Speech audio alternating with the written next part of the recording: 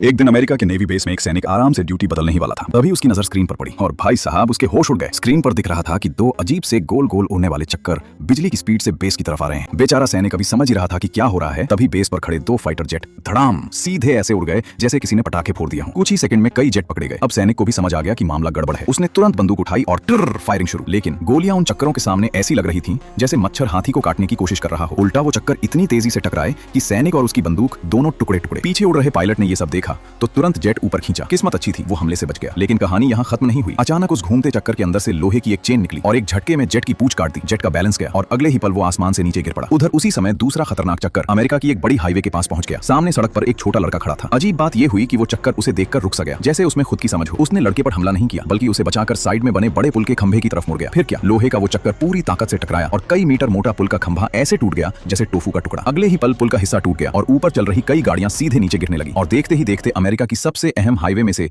एक पल भर में पूरी तरह तबाह हो गई।